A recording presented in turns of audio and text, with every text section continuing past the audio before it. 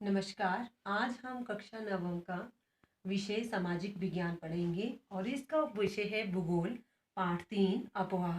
तो बच्चों, सबसे पहले हम जानेंगे कि अपवाह क्या होता है। अपवाह होता है जल का बहाव, कि किस तरह से जल जो है बहता है न, और बहते हुए वो नदी, नालों, झरनों और नहरों में जाकर मिल जाता है।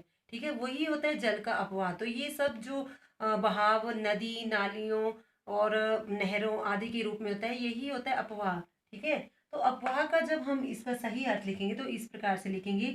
जब भी कोई नदी निश्चित जल का बहाव करती है तो वो कहती है नदी, नालों और धाराओं के रूप में बहती है, उसे अपवाह कहते हैं।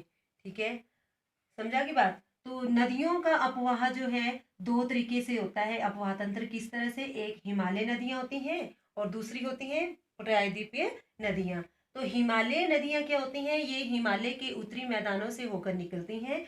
और प्रायद्वीपीय नदियां जो होती हैं क्या होते हैं, प्रायद्वीपीय भाग क्या होता है, पहले वो भाग जो तीनों ओर से समुद्र से घिरा होता है। ठीक है। तो हिमालय नदियों में क्या विशेषताएं होती है बच्चों, तो हिमालय नदियां एक तो उत्तरी मैदानों के से निकलती हैं, और दूसरा ये है कि इन नदियों में 12 मासी नदी होती हैं। इन नदियों में बरस भर पानी रहता है। ठीक है। और ये जो प्रायद्वीपीय नदियां होती हैं ये मौसमी होती हैं, इसमें वर्षा के अनुसार पानी रहता है। ठीक है, जिस प्रकार से बारिश होगी उसी अनुसार इसमें पानी रहेगा। हिमालय नदियों में सिंधु और ब्रह्मपुत्र इसकी प्रमुख नदियां हैं, और बाकी इनकी आगे फिर सहायक नदियां हैं।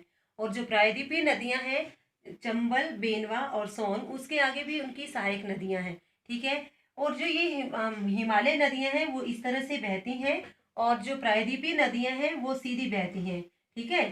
तो हिमालय नदियों की लंबाई जो होती है वो काफी ज्यादा होती है, लेकिन जो प्रायद्वीपीय नदियां होती हैं उनकी लंबाई ज्यादा अधिक नहीं होती। मतलब हिमालय नदियों की तुलना में प्रायद्वीपीय नदियों की लंबाई कम होती है। ठीक है। जब नदियां इस तरह से बहती हैं, जब वो पर्वत पहाड़ों से होकर नदियां आती हैं, तो जब ऐसे ऐसे करके इस तरह से आएंगी, हिमालय नदियों की बात हो रही है, तो जब वो अलग अलग इसका निर्माण करती है, जैसे निक्षेपों का करती है, फिर उसके बाद डेल्टाओं का निर्माण करती है, तो जब नदी ऊपर से बहती हुई मैदानों पर्वतों से बहती होती हुई आती है तो उसका बहाव तेज गति में होता है। लेकिन जब वो नीचे पहुंचती आती है तो उसका बहाव धीरे धीरे कम हो जाता है। ठीक है। लेकिन समुद्र में पहुंचने से पहले नदियां जो है एक डेल्टा का निर्माण करती है। किसका निर्माण करती है, डेल्टा। ठीक है।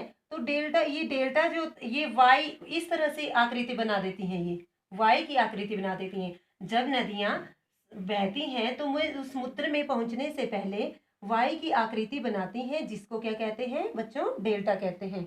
Okay, thank you.